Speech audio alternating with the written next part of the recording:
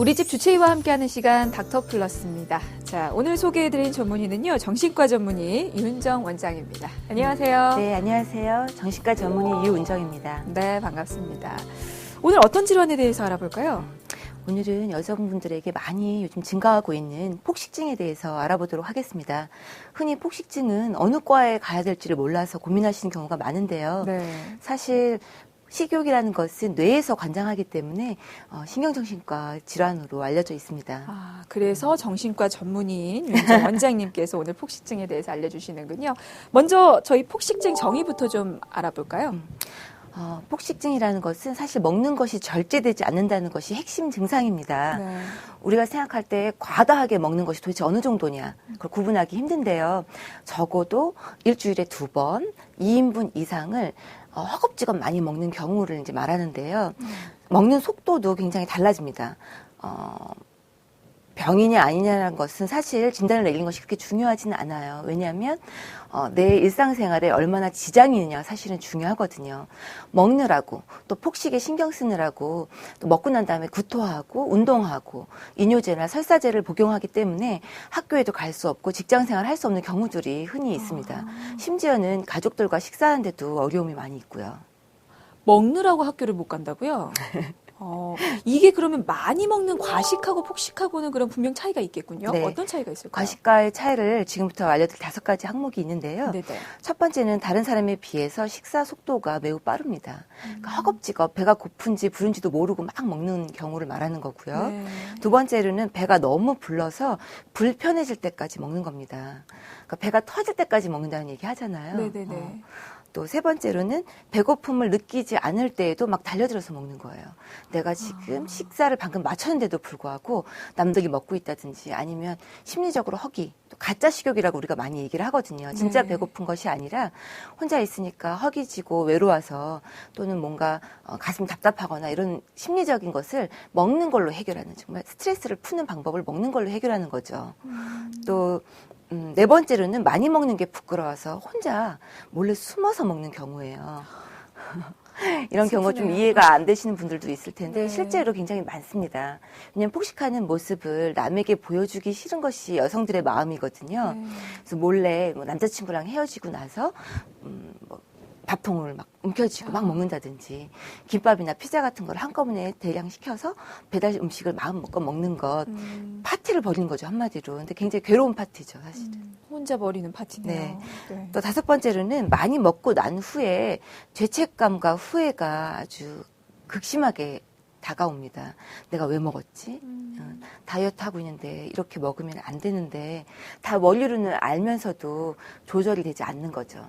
그래서 정신과적으로는 많은 문제들과 맞물려 있습니다. 특히 만성 스트레스라든지 우울증, 내가 기분을 띄우기 위해서 먹는 경우도 있고요. 특별히 단 음식, 초콜릿이라든지 달달한 커피, 이런 음식들은 우리가 기분이 좋아지기 위해서 먹는 경우들이 많고요.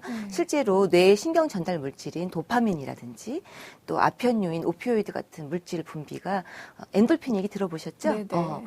분비됨으로써 일시적으로는 기분이 좋아진 증상을 느껴요. 네. 왜 우리가 맛있는 아이스크림이나 케이크 같은 거 이렇게 먹었을 때 일시적으로 기분 좋다. 기분 좋죠. 스트레스 풀린다. 이런 네네네. 느낌 받잖아요. 근데 일시적입니다. 그 이후로 혈당이 떨어진과 동시에 다시 엔돌핀 그 농도는 정상치로 돌아오기 때문에 다시 우울함에 빠지고요. 또는 왜 먹었지 내가? 이런 자책 때문에 특히 다이어트하는 젊은 여성들은 더욱더 스트레스를 받게 되는 거죠. 그래서 이런 5가지 증상이 그냥 평범한 과식과 폭식증이라고 불리는 증상과는 구분이 될 수 있겠습니다. 그렇군요. 아니, 이게 배부르지도 않는데 마구마구 먹게 된다는 거에서 확실히 정신과 그러면 치료를 받아야겠구나라는 생각이 드는데, 여기서 일단은 먼저 여쭤보고 싶은 게요. 폭식증의 반대말 하면 이제 거식증을 뽑잖아요. 거식증부터 좀 정의부터 좀 들어볼게요. 거식증이라는 건요, 나이와 키에 비해서 최소한에 나가야 될 체중이 있거든요. 네네. 근데 그 체중의 85% 정도뿐이 되지 않는데도 불구하고 본인이 계속 살이 쪘다고 느껴지는 겁니다. 또 그 공포 정도가 너무 심한 공포라서 몸매에 과도하게 집착을 하는 겁니다. 그래서 내가 1kg가 빠지면 너무 기분이 좋아지는 거예요. 근데 예를 들어서 체중이 1kg만 늘었다 하면 너무 스트레스를 받아서 그것 때문에 학교를 못 간다든지 사람들을 만나는 걸 꺼려하는 거죠. 나는 너무 살쪘다고 느껴지는 거예요. 그러니까 어떻게 보면 과도하게 자신의 신체상에 대해서 이미지가 많이 왜곡되어 있는 경우라고 볼 수 있는데요. 네. 그것이 거의 병적인 수준입니다. 아무리 너는 괜찮다, 날씬하다, 44 사이즈, 55 사이즈 옷을 입는데도 불구하고 본인은 계속 살쪘다고 생각하는 거예요. 실제로 10대, 20대에서 이런 문제가 굉장히 심각합니다. 네. 왜냐하면 TV에는 너무 날씬한 사람들, 또 10대들이 좋아하는 아이돌 스타들도 전부 다 날씬하잖아요. 비교가 되니까요. 그래서 10대들도 너무 다이어트에 너무 몰입하다 보면 거식증이 생기는 연령층이 점점 낮아지고 있어요. 네. 심지어는 미국 같은 경우는 10대 초등학생들에게도 나타나고 있습니다. 아, 그렇게 어린 친구들에게요? 그래서 거식증과 사실 그 폭식증의 차이점이라면요. 네. 두 질환은 전혀 다른 질환인데 시청자 여러분들도 그렇고 일반인들은 많이 헷갈리게 되어 있어요. 거식증이라는 건 흔히 말하면 음식을 거부하는 것. 그래서 마르기를 원하는 것이 거식증이고요. 네. 폭식증은 거식증이 있던 사람들에게도 폭식증으로 발전되는 경우도 많이 있는데요. 네. 다이어트를 무리하게 해서 예를 들어서 내가 48kg, 45kg를 만들었어요. 근데 그 다이어트 습관을 평생 가져가기는 너무 어렵죠. 그래서 다이어트를 중단하는 그 순간부터 아, 내가 그동안 못 먹었던 거 먹어야지. 보상심리. 그렇죠. 네. 떡볶이라든지 이런 것들 막 먹고 운동도 하던 거를 이제 내가 막 3, 4시간씩 헬스클럽 갈 수 없는 상황이 있잖아요. 네. 학생들이나 주부들, 직장인들은 늘 그렇게 연예인들처럼 운동을 계속 할 수 못하죠. 없으니까 운동을 중단하게 되면 도로 살이 찌면서 폭식증이 생깁니다. 갑자기 안 먹고 싶었던 음식들을 계속 먹게 되고요. 그래서 사실은 거식증과 폭식증이 서로 다른 질환임에도 불구하고 공존해 있는 경우도 많고 거식증에서 폭식증으로 가거나 서로 혼합되어 있는 경우도 많이 있습니다. 안 그래도 이제 연결이 돼 있을 것 같아서 이제 거식증 질문을 좀 드렸는데 그럼 이게 번갈아서 나타나기도 한다는 말씀이시네요. 그렇죠. 대부분이 이제 거식증에서 폭식증으로 가는 경우가 굉장히 흔하고요. 네. 두 질환은 식사 장애라고 해서 섭식 장애. 네. 요즘은 시청자분들도 많이 이야기를 들어보셨을 거예요. 그래서 저와 같이 다이어트 전문의이면서 신경정신과 의사지만 폭식증 환자분들을 유난히 많이 보는 의사들도 많이 생기고 있어요. 점점. 그 이유는 폭식증이 예전에는 흔하지 않았었는데 거식증, 즉 무리한 다이어트를 하는 분들이 많아지다 보니까 젊은 여자분들에서 20%의 유병률을 보이고 있다고 해요. 그렇게 많이요? 20%라는 거는 사실 5명 중에 1명 정도는 무리한 다이어트로 인한 부작용도 경험해 봤고 네. 또 내가 먹으면 안 된다는 거 알면서도 과도하게 스트레스 받을 때 많이 먹게 된다든지 다이어트 요요 현상. 뭐 갑자기 10kg가 고무줄 체중이 확 늘어난다든지 하면 정말 겁나는 일이거든요. 무섭죠. 보통 1, 2kg만 늘어도 스트레스 받잖아요. 아, 그럼요. 그런데 막 10kg, 15kg씩 늘어나면은 그 자체만으로도 우울증이나 대인기피증이 오는 겁니다. 그러면 폭식증의 주된 원인으로는 스트레스를 꼽을 수가 있을까요? 원인은 어떤 것들이 있을까요? 저는 사실 90% 이상은 다이어트가 문제라고 생각을 합니다. 다이어트.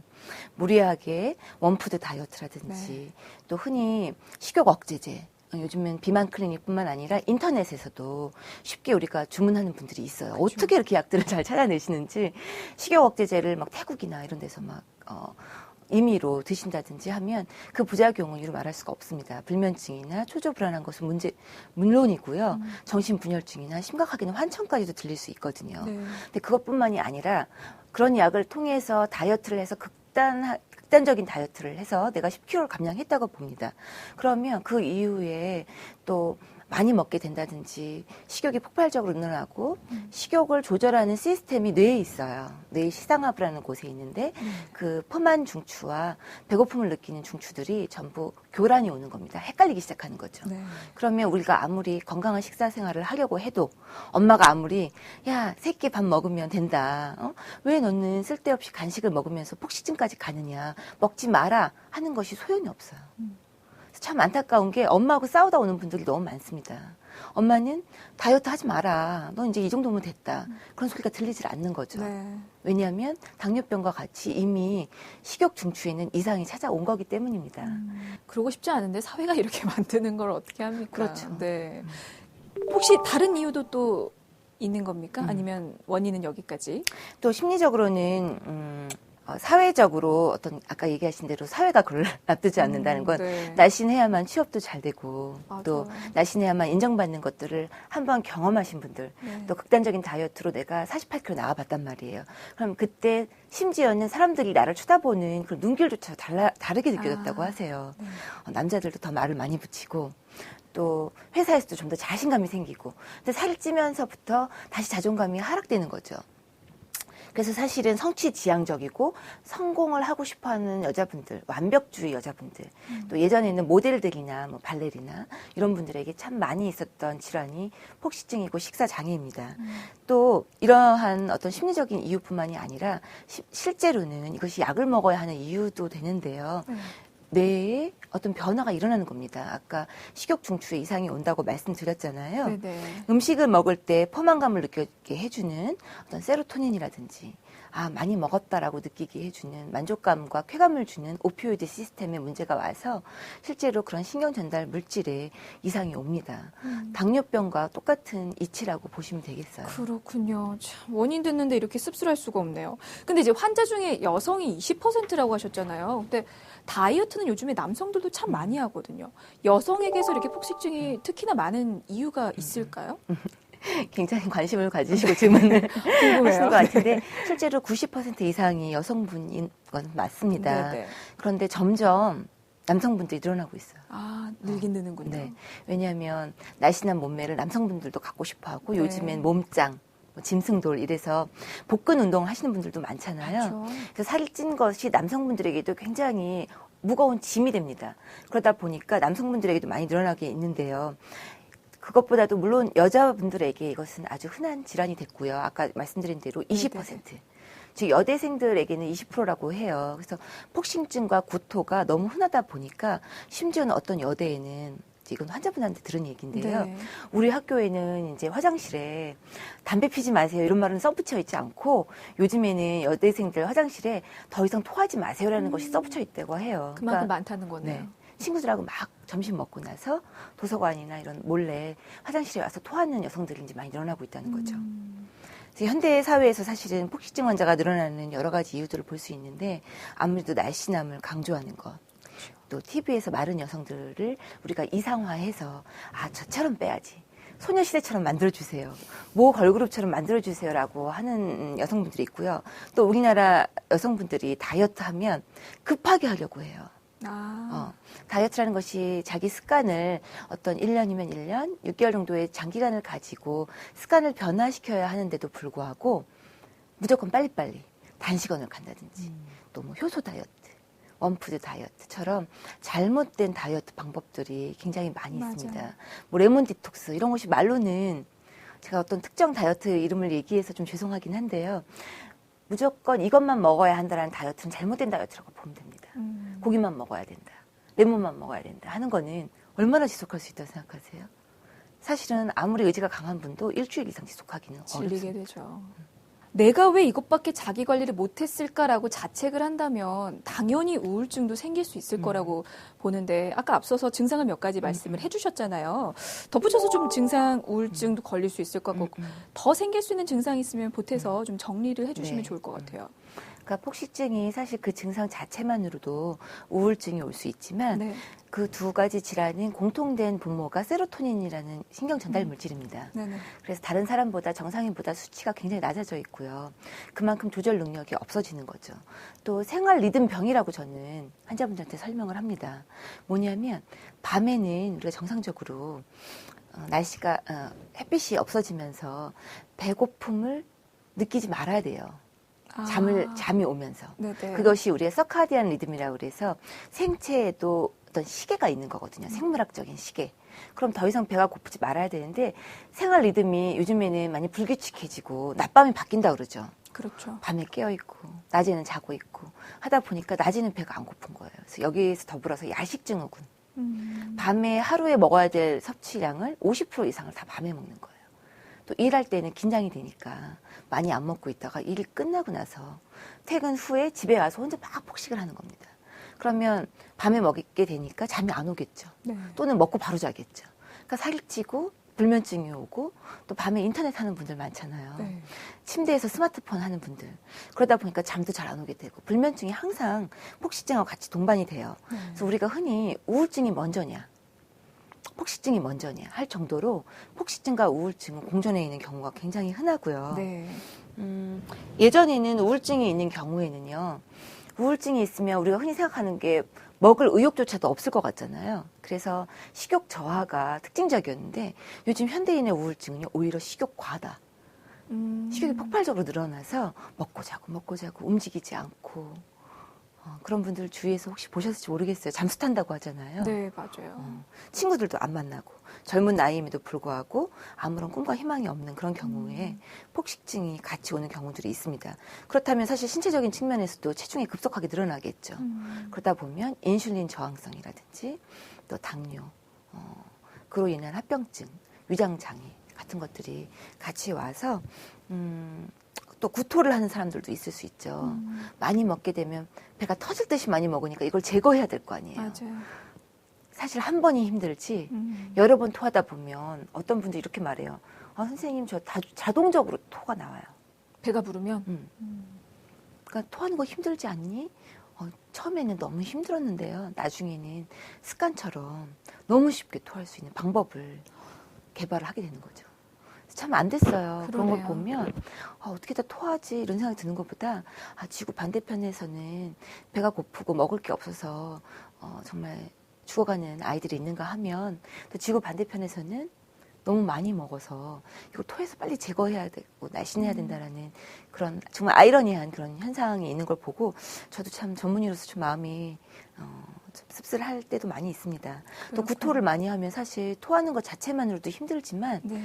식도라든지 또 위산이 나오면서 역류성 식도염 또 치아의 어떤 손상 구강 내의 어떤 염증 반응 또 침샘이 붓는 현상으로 인해서 얼굴형이 바뀌어요. 그래서 저는 이런 말 하면 그런데 식사장애로 오신 분들 중에 구토를 하는 분 안 하는 분 구별할 수가 있어요. 왜냐하면 토를 많이 하신 분들은 하악이 많이 발달돼 있고 많이 남들보다 많이 씹는다고 생각해 보세요. 그럼 사각턱이 되고 침샘이 많이 부어서 여기가 두둑해져 있습니다. 또 아파요. 염증도 생기고 이게 먹어서 찐살이 아니고 부어서 그렇죠. 생긴 살이군요. 알겠습니다. 이게 근데 사실 많이 먹는 분들은 그리고 먹어서 스트레스를 좀 풀려는 분들은 주변에 많이 볼 수가 있는데 이런 분들을 모두 폭식증으로 진단하기에는 좀 어폐가 있잖아요. 그러면 지금 보시는 시청자분들도 혹시 내가 폭식증은 아닌지 진단해 볼 수 있는 시간을 가져봤으면 좋겠어요. 자가진단법 있으면 좀 설명을 해주세요. 굉장히 좋은 질문입니다. 왜냐하면 폭식증을 앓고 병원까지 찾아오는데 걸리는 시간이 제 개인적인 생각으로 평균적으로 2, 3년이 걸립니다. 기네요. 왜냐하면 내가 혼자 이겨내야지. 이게 병인가? 그냥 내가 많이 먹고 살찐 거지. 설마 이게 병일 거라고는 생각을 못 하는 거죠. 또 그냥 내가 대학 들어가면서 갑작스러운 무리한 다이어트를 해서 잠시 부작용이 일었고 요요 현상이 생긴 거지 이것이 꼭 병이라는 생각을 못 한다는 거예요. 근데 아까 얘기한 것처럼 일주일에 2번 이상 과다하게 먹는 것 또는 구토 증상이라든지 보상 행동 먹고 나면 살찔까 봐 걱정돼서 빨리 가서 헬스클럽 가서 운동을 한다든지 또 설사약을 먹어서 빨리 제거한다든지 그런 현상들이 있다면 우리가 폭식증을 볼 수 있고요. 또 여기서 결정적인 거는 여성분들에게 있어서 3개월 이상 생리불순이 오거나 생리가 멈추는 거예요. 그래서 무월경도 굉장히 공통적인 현상입니다. 그래서 내가 생리까지 안 나온다 하면 반드시 병원에 가야 되는 상황인 거죠. 산부인과를 가는 것이 아니라 이것은 폭식장애 때문에 오는 식사장애 때문에 오는 어떤 생리불순이기 때문에 먼저 원인 되는 질환을 같이 치료를 하셔야겠죠. 알겠습니다. 이게 폭식증이 몸에 해롭기 때문에 당연히 치료를 받으시라는 건데 이게 가만 놔두면 또 발전될 수 있는 질환이 또 많기 때문에 하루빨리 치료를 받으시는 게 좋을 것 같아요. 치료법은 어떤 게 있습니까? 폭식증은 어떻게 치료할 수가 있나요? 폭식증이 저절로 좋아지기는 어렵다고 아까 말씀드렸죠. 네네. 그거는 그만큼 이제 내가 먹는 거에 대한 조절 능력을 상실했을 경우가 그런 경우고요.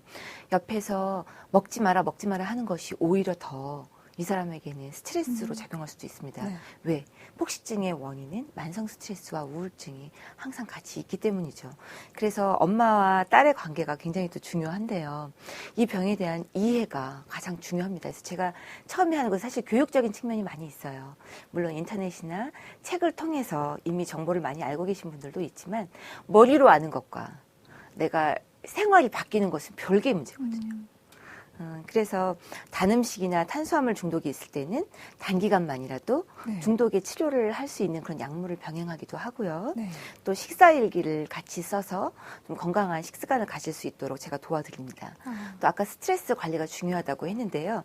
먼저 스트레스를 줄이는 방법은 스트레스를 아예 없앨 수는 없잖아요. 그래서 그것을 인정을 하고 생각의 예방주사가 있습니다. 제가 늘 스트레스 관리하는 정신과 의사로서 늘 말씀드리는 건데요. 첫 번째는 잘 들으세요. 네네네. 귀담아 듣겠습니다. 완벽주의를 버리라는 겁니다. 저도 의사로서 완벽주의 때문에 많이 고생을 했었는데요. 우리가 120% 열심히 하려다 보면 스트레스가 안 생길 수가 없어요. 내 마음에 안 드는 일들이 많거든요. 그렇다 보면 80%만 일해라. 그럼 환자분들이 그래요. 나 80%만 일하는 말 처음 들었어요. 어떻게 80%만 일하고 살아요? 내가 완벽하게 해야죠. 불가능하다고 얘기를 하세요. 그럼 숙제다. 80%만 일하는 걸 연습하고 또 두 번째는 모든 사람에게 다 인정받으려고 하는 게 너무 힘들다. 하지만 우리 머릿속에는 모든 사람에게 인정받아야 된다고 생각하잖아요. 100%. 하지만 50%인 사람만 나를 좋아해도 너의 인생은 성공이다. 너무 착한 여자가 되어서 이 사람도 만족시키고 저 사람도 만족시키다 보면 스트레스가 절대 없어지지 않는다. 또 자기에 대한 투자가 제대로 이루어져야 되는데요. 현대인들이 굉장히 이기적이라고 하잖아요. 근데 제가 사실 진료실에서 만나는 분들 만나보면 이기적인 것이 아니라 자기를 너무 안 챙기는 분들이 많습니다. 의외로 그래요. 자기 관리가 잘 안 돼 있고 다른 사람이 하는 것 남만 따라가기 바빠요. 자기의 기준은 전혀 없고. 그래서 저는 항상 얘기하는 게 다이어트라든지 폭식증이라는 것이 사실 너무 이게 병이다. 나는 이것뿐이 안 돼. 이렇게 생각하지 마시고 이 시간이 오히려 너를 돌아볼 수 있는 시간이다. 그동안 어떻게 먹고 지냈는지, 수면 시간을 일정히 했는지, 스트레스 너무 많지 않았는지, 너무 근무량이 너무 많아서 과로한 건 아닌지, 가족들과 또 대인관계가 또 문제가 있는 건 아닌지 그런 것들을 좀 점검해 볼 수가 있는 그런 시기인 거죠. 그렇군요. 어떻게 보면 이제 자기 마인드 컨트롤을 가장 먼저 해야 한다는 말씀이실 것 같은데 어쨌든 병원 가면 이제 약물 처방부터 먼저 해주시는 거잖아요. 네. 근데 사실 이게 약에 대한 의존성은 있지 않을지 그 부분 좀 걱정하시는 분들이 많거든요. 네. 좀 전문의 모셨으니까 좀 속 네. 시원하게 말씀을 해주셨으면 네, 네. 좋겠어요. 제가 이런 말 많이 들어요. 선생님 가족이라도 이 약물을 처방하시겠습니까? 뼈가 있네요. 그렇죠? 네. 제가 말씀드립니다. 처음에 첫 한 달 정도는 꼭 약물 치료가 필요하다. 왜냐하면 사람의 동기부여 때문에라도 세로토닌 시스템이 혼란스러워지는 것은 반드시 바로 잡아야 합니다. 저는 부작용이 없는 약이라고는 이 세상에 없다고 생각합니다. 하지만 부작용과 작용을 비교했을 때 폭식증을 그냥 내버려둬서 이 아이가 학교를 가지 않는다. 또 결혼을 하지 않는다.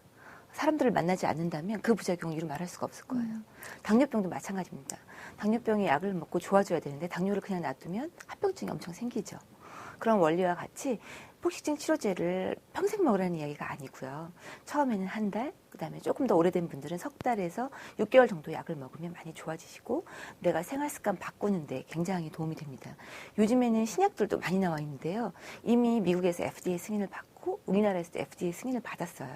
근데 환자분들이 걱정하는 약은 정신과 약이라면 다 중독성 생기고 맞아요. 끊지 못하는 거 아니냐. 네. 그런 약물과는 다른 약물이죠. 그런 약물은 정신분열병이라든지 과거에 오랫동안 치료가 필요한 그런 약물들이고요. 폭식증 약은 세로토닌 재흡수 억제제이기 때문에 의존성이라든지 중독성이 있지 않습니다. 저 아이라도 처방을 할 것입니다. 그러면 약의 중독성은 걱정하지 않되 치료받는 기간 동안에 또 환자가 주의할 점은 또 있을 것 같거든요. 물론이죠. 네. 걱정할 시간에 그 주의할 점 잘 챙긴다면 더 완치되는 데 도움이 될 것 같은데 어떤 점들 주의하면 좋을까요? 폭식증을 치료받는 경우에 제가 본 경과로는 한 달 정도면은 많이 먹는 습관들이 조금씩 좋아져요. 네. 그러면 나 많이 좋아졌구나 생각을 하시는데 이게 오래된 습관이다 보니까 어떤 분은 10년, 20년 된 분들도 있거든요. 스트레스를 받는 기간, 치료를 받아도 스트레스를 받게 되면 막 단 것을 찾는다든지 네. 폭식을 하는 실수를 저지르게 됩니다. 그러면 너무 낙심을 하시는 거예요. 나 왜 병원까지 왔는데도 또 먹었어요, 선생님. 이렇게 먹는데 나는 정말 구제불능이에요. 이렇게 얘기하시는데 저는 꼭 이렇게 얘기해요. 지금 바닥을 치는 건 아니다. 너가 잠시 이런 것을 경험을 해야 치료를 받지 않는 기간 동안에도 스스로 이겨낼 수 있는 힘이 생기는 거죠. 또 다이어트를 하다 보면 막 먹고 싶은 것들이 생길 수가 있잖아요. 네. 그럼 그때마다 그걸 억지로 참다 보면 우리의 뇌가 본능의 뇌가 있고 이성의 뇌가 있는데 어느 게 이길 것 같으세요? 본능이요. 이성이 이길 것 같지만 사실은 우리 사람들은 전부 본능의 뇌가 이기게 되어 있어요. 그럴 땐 저는 보상 음식을 허락을 합니다. 하루에 한 번이라든지 일주일에 한 번, 너가 정말 먹고 싶은 거 있으면 조금 먹어야지. 오히려 자책을 하면 더욱더 다이어트는 망하는 길이 되고 폭식증 치료는 점점 더 어려워지는 거죠. 그러면 이 폭식증이 재발률이 높지는 않나요? 이게 어느 정도인지 혹은 재발률을 좀 낮추려면 어떤 점들을 그렇죠. 주의해야 하는지 끝으로 좀 질문 드릴게요. 굉장히 좋은 질문인데요. 사실 폭식증이 좋아지는 것만큼 재발이 또 굉장히 흔한 그런 질환입니다. 좋아진 다음에도 50%에서 우리가 재발이 있다고 이야기를 하는데요. 저는 폭식증은 이렇게 생각하라고 해요. 빨간불이다. 재발을 하더라도 너무 당황하지 말고 자동차에 우리가 자동차 오래 타면은 그 경고등이 들어올 때가 있죠. 네. 엔진 오일 갈아라. 그렇죠. 폭식증도 마찬가지입니다. 내가 너무 스트레스를 받는다든지 직장이 힘들어질 때 폭식이 생기면 이거 빨간불이구나. 나에 대해서 좀 더 살펴봐야 되겠구나. 그렇게 생각을 해야지 망했다고 생각하시는 순간 자존감도 떨어지는 거예요. 그러다 보면 폭식증 치료하기 더 어렵기 때문에 저는 사실 가장 근본적인 원인을 이런 낮은 자존감으로 보고 있습니다. 그래서 네. 재발을 방지하는 프로그램으로 심리치료에 낮은 자존감을 향상시키는 자존감 프로그램을 늘 권하고 있는데요. 10번 정도 상담을 받으면서 나의 있는 그대로의 모습을 좀 인정하고 외모에 너무 집착하지 않는 것, 나의 장점이라는 게 다른 것도 많이 있는 거거든요. 또 음식에 너무 많은 의미들이 있어요. 우리가 애정 결핍이라든지 또 욕구 불만 같은 것들을 음식으로 해결하지 않고 내가 내 주장하는 것, 내 의견을 표현하는 것, 내 감정을 나눌 수 있는 그런 심리 치료 방법들도 많이 있으니까요. 폭식증이 생겼다고 너무 절망하지 마시고 이것은 숨긴다고 좋아지는 병이 아닌데 숨기는 분들이 너무 많아서 참 안타깝거든요. 부모님을 설득해서 또 자기 자신이 좀 힘을 내서 용기를 내서 치료를 받아서 좀 더 다른 삶을 찾아야 되지 않을까 싶습니다. 네, 알겠습니다. 오늘 닥터플러스에서는 폭식증에 대해서 살펴봤는데요. 마인드 컨트롤이 사실 어려워요. 전문의 도움으로 좀 이겨내셨으면 하는 바람입니다. 자, 지금까지 정신과 전문의 유은정 원장이었습니다. 말씀 감사합니다. 네.